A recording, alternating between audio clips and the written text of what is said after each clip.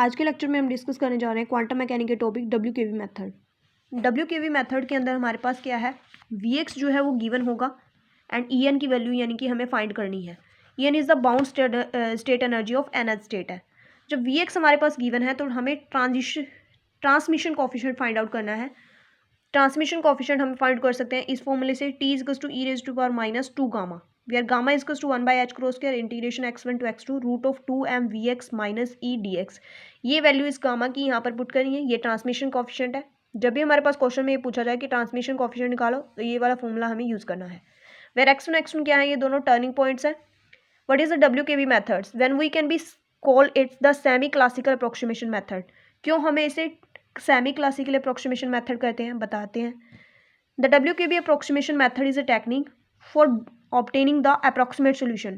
WKB approximation method क्या है, एक ऐसी टेक्निक है जिसके द्वारा हम अप्रोक्सीमेट सोल्यूशन फाइंड कर सकते हैं to the time independent Schrodinger wave equation in one dimension. कि वन डायमेंशनल जो श्रोडिंगर वेव इक्वेशन है उसके अप्रोक्सीमेट सोल्यूशन को फाइंड करने के लिए हम इसका यूज़ कर सकते हैं।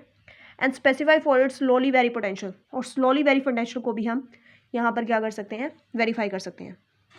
Vx क्या है, टाइम इंडिपेंडेंट होना चाहिए, Vx स्लोली वेरिंग होना चाहिए। WKB approximation method is applicable in 1D case, 1D case के लिए ही एप्लीकेबल है। WKB approximation method is applicable for classical allowed region and classical forbidden region. ये दो चीज़ों के लिए वैलिड है, क्लासिकल अलाउड और क्लासिकल फॉरबिडन के लिए क्या है, वैलिड है, but not on in turning point. Turning point पर ये वैलिड नहीं होगा, ठीक है। WKB method gives us the better result for the large value of n. WKB large value के लिए अच्छा रिजल्ट देगा। And how you can find the energy value for lowest. आप लोएस्ट के लिए एनर्जी फाइंड कर सकते हैं, लेकिन लार्जेस्ट के लिए भी ये बेटर रिजल्ट देगा। WKB method is particularly use for find out या the state energy value En को फाइंड करने के लिए, या फिर ट्रांसमिशन कोफिशिएंट को फाइंड करने के लिए हम यूज कर सकते हैं। If the 3 dimensional case is given then we consider the 1 dimensional. Slowly varying potential are the potential which remains almost be constant, कि वो हमेशा कॉन्स्टेंट रहेगी डी ब्रोगली वेवलेंथ के according. If the x approaches to x plus dx, where dx order to the de Broglie wavelength, Vx यहाँ पर constant होगा। This is kind of the potential will be slowly varying, कि potential हमेशा क्या होगा, slowly varying। तो इस तरह का यहाँ पर क्या है, लैम्डा क्या है, वेरी स्मॉल होगा, where lambda is small in classical region, तो लैम्डा अप्रोक्सीमेटली 10⁻⁻34 मीटर के इक्वल है। So the potential are very slowly varying. The semi classical region में क्या होगा, लैम्डा अप्रोक्सीमेट 10⁻⁻20 मीटर के इक्वल होगा। So all potential are slowly varying in the semi classical region. जितने भी पोटेंशियल होंगे वो हमेशा स्लोली वेरिंग होंगे सेमी क्लासिकल रीजन के अंदर। So that we call are the WKB method is semi approximation method. तो स्लोली वेरी पोटेंशियल की वजह से ही इन्हें क्या कहेंगे, WKB मेथड को हम WKB सेमी अप्रोक्सीमेशन मेथड बोलते हैं। WKB मेथड जो है वो एप्लीकेबल नहीं होता टर्निंग पॉइंट पर। अगर हम Vx और x के बीच में इस तरह है ड्रॉ करते हैं तो यहाँ पर x1 है, यहाँ पर x2 टर्निंग पॉइंट है, और ये क्या हो जाएगा, x2 प्लस dx हो जाएगा। ऑन टर्निंग पॉइंट पर अगर p की वैल्यू 0 हो जाएगी, ठीक है, p की वैल्यू अगर 0 है तो लैम्डा अप्रोक्सीमेट किसके इक्वल हो जाएगा, infinity. So p is equals to h by lambda होता है, और where lambda is equals to h by p होता है। जब हम p को 0 पुट करेंगे, समथिंग अपॉन 0 इज इन्फिनिटी, तो लैम्डा इन्फिनिटी के इक्वल हो जाएगा। वैलिडिटी कंडीशन क्या कहती है WKB की, d lambda by dx is less than equals to 1। This is the condition for WKB method। Quantization condition to obtain the bound state energy eigenvalue 1 by h cross integration x1 to x2 root of 2m e minus vx dx is equals to n pi minus of beta 1 plus beta 2, where n is equals to 1 2 3, n plus 1 pi minus beta 1 plus beta 2, n कहाँ से start होगा, 0 1 2 3। सो Vx क्या है, अवर given potential है, और x1 x2 क्या है, turning point है, तो हम फाइंड कर सकते हैं। So there we can find out the considering T is equals to 0 at turning point, कि वहाँ पर T को हम 0 कर सकते हैं टर्निंग पॉइंट पर, so that the other total energy will be equal to potential energy.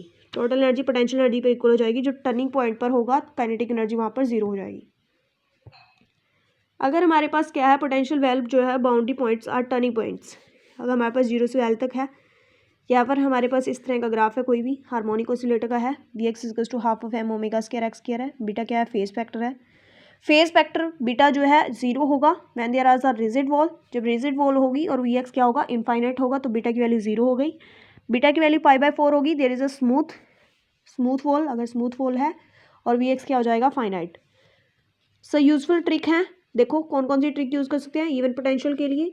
अगर वी एक्स जो है वो इक्वल होगा alpha of x raise to the power v, कुछ दे रखा है, अगर इस तरह का है कुछ भी, तो वहाँ से हम सीधा ground state energy E n को लिख सकते हैं alpha n minus 1/2 h cross root of pi 2m alpha root of 1/v plus 3/2 divided by root of 1/v plus 1 raise to the power 2v plus v plus 2। जब v x जो है directly proportional है x की power v के, तो हम directly ई n को ये यूज़ कर सकते हैं where n is 1 2 3। You want to your answer where n is equals to 0 1 2। अगर एन 0 1 2 से स्टार्ट है तो हम रिप्लेस कर सकते हैं एन को एन प्लस 1 से।